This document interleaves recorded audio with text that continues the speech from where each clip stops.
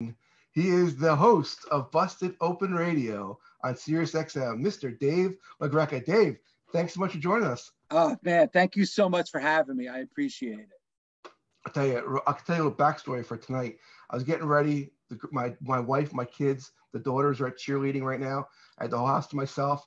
I looked in the mirror. I was a little stubbly. You'll never have this problem. Oh, see that head of hair? Look at that. Damn. A little stubbly. So I went to shave real quick, and I nicked myself right on the top. I'm like, no big deal. And I'm shaving around the ears, and I cut my ears so bad that it was literally a gusher. And I'm like, you got to bleed for Dave LaGreca. You got it. Busted open. It makes sense. and don't feel bad. Even though I have like a nice full head of hair, I grayed so early. Like I was gray by like 30. I was graying. So you take the good with the bad. There you go. So before we get into your work today, were you always a wrestling fan? Yeah, I started falling in love with wrestling at probably about 1982. It was just before my 11th birthday when I first discovered wrestling. I was by my buddy Jeff's house, and he was watching Georgia Championship Wrestling on a Saturday, and I had never watched wrestling before. And he asked me, he goes, are you a wrestling fan? I said, I never watched it. Isn't it fake? And he said, no. He goes, the WWF is fake. This is the NWA. This is real. So for the first year I watched wrestling, I strictly just watched Georgia Championship Wrestling because from what he said, I thought this was real and like everything else was fake. Well, you're from New Jersey, correct? Yes. But he got Georgia. So what do you got, on TBS? Yeah, it was on cable. It was on WTBS. Okay. So the first thing I remember actually seeing was Gordon Soley interviewing Tommy Wildfire Rich, and then going to a commercial, and then coming back from commercial, and Gordon Soley interviewing Buzz Sawyer. And then by the end of the show, those two were fighting in the ring at the end of the show, and Gordon Soley saying, we ran out of time, tune in next week. And I was like, I was hooked. And, my first all-time favorite feud was, Buzz Sawyer and Tommy Rich back in 1982. Yeah, when Tommy Fierro had Tommy Rich at his convention last year, the night before, I was chatting with him about that. Man, good times to be a wrestling fan. That was one you could ask if you ever talk to Tommy Dreamer. The only time like on the show, and I was hosting with Tommy in studio, we had Tommy Rich as a guest, and it was the first time I had ever spoken to him, and I was literally shaking. And Tommy Dreamer thinks I'm like an insane person because I was like rocking back and forth, and my hands were shaking because that was the first guy I ever saw, on wrestling. So right. He was a big reason why I fell in love, and I've been watching ever since. So did you get into broadcasting in college and high school? How did you first get into the actual art of broadcasting? Through college. My brother had a radio show at Ramapo College. That's where my brother graduated from, Don LaGreca. And I went to Bergen to start, and they had an affiliation with Ramapo. So we used their radio facilities. So what I did is I took over my brother's radio show when he graduated, because he's about 3 years older than I am. And then that's how I got into it. And then I got out of it for a while, and I got back into it after my divorce. I was like, that was always my dream. And I went to the Connecticut School of Broadcasting, and I started learning about broadcasting, 10 years after I had left college, and I got back into it again. Did you ever dream that you were going to be doing this with wrestling? No. And honestly, I worked at WFAN. I worked for the NHL, ESPN, the NFL, but it was always behind the scenes. I was always a producer. I never was on air. And myself and Doug Mortman, who was a VP at Serious at the time, we had an idea for a pro wrestling show. And Steve Cohen gave us 1 hour once a week. And honestly, that was back in 2009. And it just grew from there. Then one hour became 2 hours, then 1 day a week to 2 days a week to 3 days a week. And now, we're live Monday through Saturday, 9 to noon. Your first time broadcasting was for Busted Open. That was the first time that I'd ever been like an on-air personality. Was with Busted Open. Yep, that was April of 2009.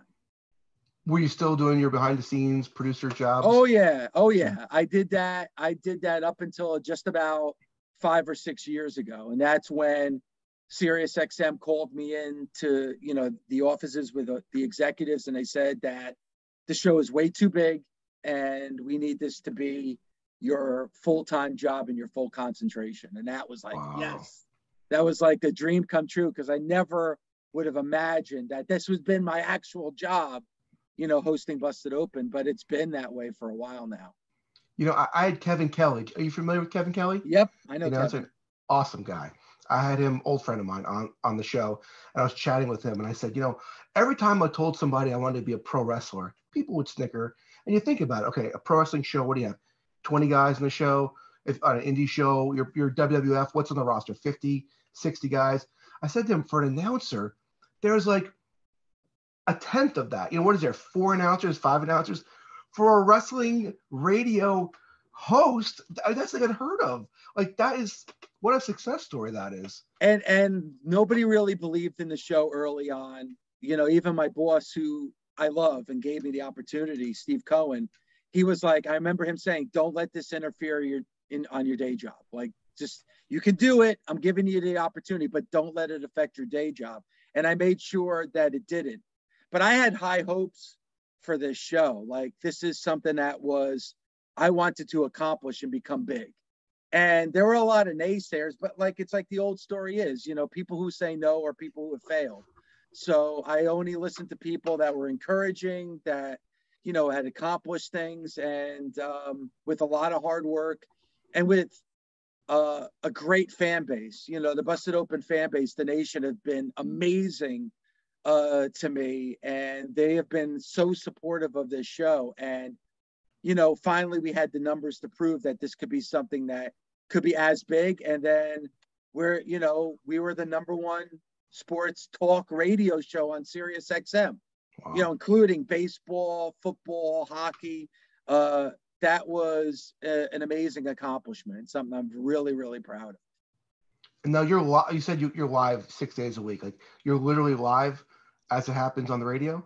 Yeah, I host Monday through Friday. We have Ryan McKinnell, who hosts on Saturday, but we are live Monday through Friday, 9 to noon every day.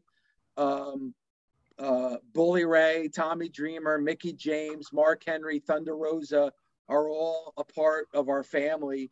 And, and we also have the Busted Open podcast. So if you don't subscribe to Serious XM, you could still listen to the show. A much shorter version of the show, but a version of the show nonetheless on available wherever you get podcasts. Any good stories about being live and things going wrong? Oh, they always do. There's always, when you're live, there's always going to be technical issues. But the biggest thing was during the pandemic. I went to work on a Tuesday, and on Wednesday morning, I got a phone call not to come in. And that Wednesday in March of 2020, that day was the only day we weren't on the air. That next day on Thursday, Marissa Rivas, who was our program director at the time, we found a way to get on the air. So what we did is we all got up at 5 a.m., recorded the show from 5 to 8 a.m., repurposed it, and had it to be put on the air at 9 a.m. And we did that for months until we figured out, Serious XM figured out a way for us to be live. Wow. I was going to ask you about COVID. I guess because it's radio, you're lucky enough that it probably didn't affect your livelihood that much. Well, it did, but in a lot of ways, we were able to get more creative. We were able to do more things, and we were able to work from home. For 18 years, I traveled into New York to work at Sirius, and I moved during the pandemic. So I live pretty far from the city now, but I still find a way to get in from time to time. But usually I do it from this room. I'm doing this show right here. I do it from my office here in my home. Talk to me about your co-hosts. Let's talk to Okay. me about Tommy Dreamer. Is there a more beloved man in pro wrestling than Tommy Dreamer? He is my brother from another mother. Um, we share the same brain. He gets me probably better than anybody else. I admire his love and passion for pro wrestling because he eats, sleeps, and breathes pro wrestling. And like you said, other than one of my other co-hosts, there's probably not another nicer person on the face of the earth than Tommy. Yeah, I've had a dozen ECW guys on here, and everybody, including myself, just loves Tommy Dreamer. Great He's guy. an awesome man, great guy. Bully Ray. Bully Ray.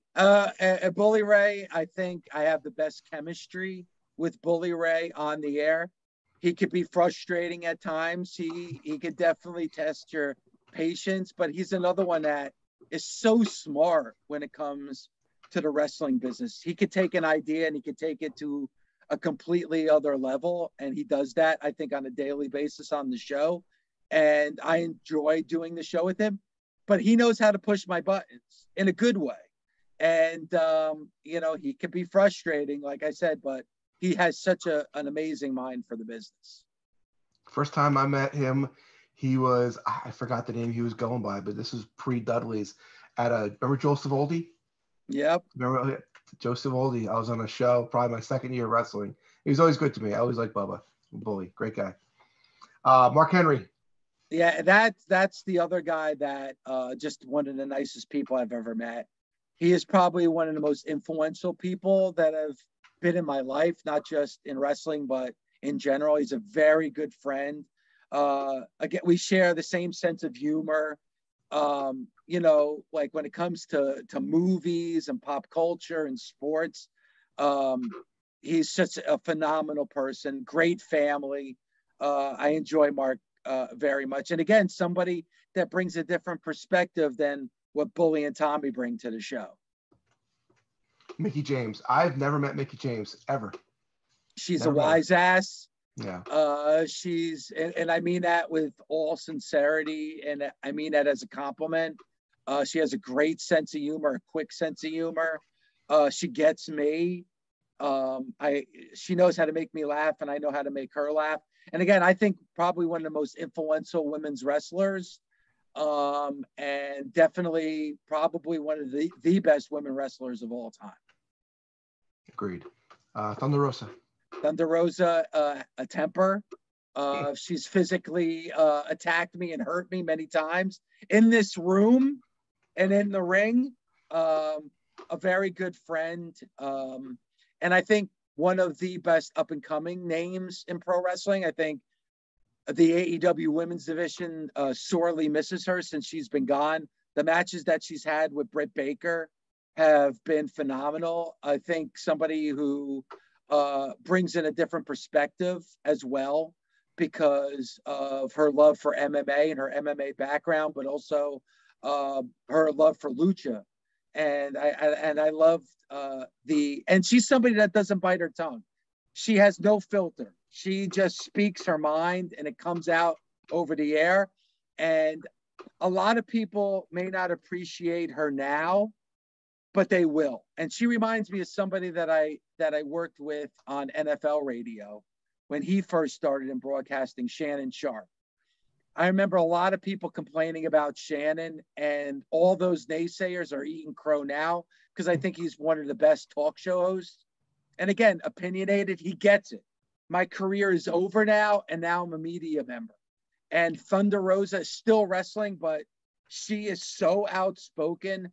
I really feel like within the next 5 years, she's going to be one of the best wrestling personalities out there. And how do you get hooked up with everybody? Like, how do you get a co-host? Do you go to them? Do they go to you? A little bit of both. But Mark Henry is somebody going back to WrestleMania 32 in Texas. Doug Mortman, who was my co-host at the time, we sat and we talked to Mark because he was such a great guest on the show. And I really pitched him. I said, when it's all said and done and your career's over, call me because I really think you're somebody that could do this. for a living. And he always wanted to be a radio host. So he did. Once his career was over, he called me and he's been on the show ever since. Mickey James is somebody who I reached out to, just throwing it out to her, like, did you ever think about doing radio? And she did a YouTube and still does a YouTube series called Gaw TV, which she's very good at. So I reached out to her. Thunder, I developed a friendship over the years with her being a guest on this show. And anybody that's listening to this show, she attacked me in this room, and we did an in-ring thing a couple of years ago in Texas. So it was just a natural progression. Tommy actually was hosting part-time on our fantasy channel. And I said, man, you got to be doing wrestling. Right. And that's worked out. And Bully and I had a conversation going back to the Okada Omega Wrestle Kingdom match. And we actually had an argument about that match in a telephone conversation.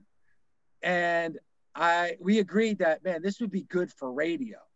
And it just started from there. And, now he's been a host with us now for over 5 years now, Bully. Nice. How much freedom does Sirius give you? Do you have to run anything by them, or do you just put it on the air? Complete freedom. That's great. Steve Cohen, who's the head of sports, doesn't know wrestling. So he's given me a complete green light on everything. Our first program director, Marissa Rivas, just gave me complete creative freedom. And Eddie Bersili, who's our program director now, who I used to work with on NFL radio, he checks in with me. We talk, we communicate, but he pretty much gives me complete freedom when it comes to the show. That's awesome. Yeah, it's important. It's important to be able to work with people that give you that creative freedom, and they definitely do. Talk to me about some of your big guests, because you've had them all on there. Besides Tommy Rich, who else were you pretty much starstruck to have on? Ric Flair, any of the old timers, Ric Flair, the guys that I grew up watching, in the late 70s, early 80s is always a thrill for me. But Ric Flair is always going to be that. And the fact that, these guys listen, Ric Flair listens to the show. Jim Ross, who I think is the greatest announcer of all time, he listens to the show. Chris Jericho has been a big supporter of the show and has mentioned the show and me in his books that he's written, best-selling books. The Cody Rhodes has been a big supporter of this show. So when you have people who are credible and that people appreciate, to have their support is always a big thrill for me. And I luckily I've been able to do that.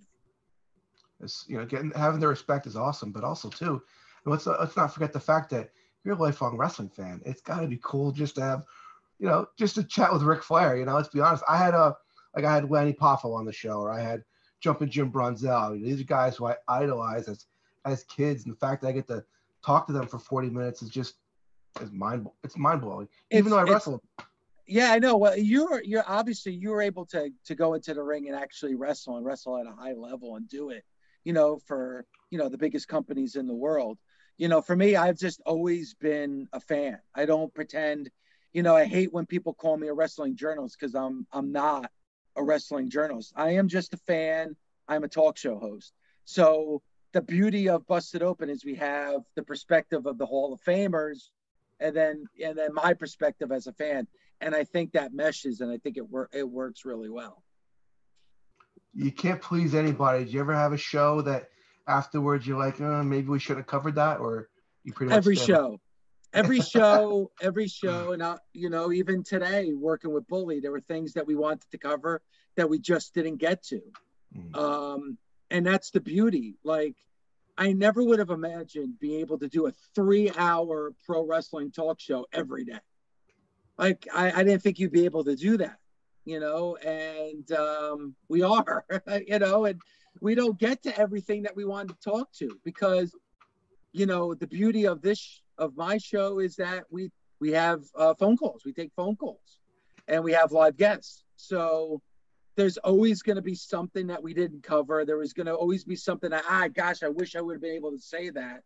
And, but that's the beauty of it. There's always tomorrow. And the beauty of pro wrestling, it just moves so fast. There are always going to be things to talk about. So, like Monday morning is going to come. Do you already know what you're talking about Monday and who you're talking to, like a week ahead of time? Like, how do you plan Monday? How do you plan Tuesday? How do you plan the whole week? I have a producer. We have, multiple producers on the show. Paul, Gabby, who do a great job, Andre, and they come up with a rundown of topics. But basically, don't tell them this. I don't even read the rundown. I already have in my head what I want to talk about. I talk to my co-host the night before, so we know what we want to talk about. I know what we want to hit, and it's easy. It's really not that difficult. It's I want to get Mickey's perspective on Charlotte coming back and winning the championship. I want to get her perspective of Sasha Banks going to New Japan. I want to get Tommy's take, on a match, or Bully's take on a match. I constantly have a notebook and pen in my hand. When I'm watching, I jot things down as I'm watching the shows. I jot things down during the course of the day of things that I want to talk about.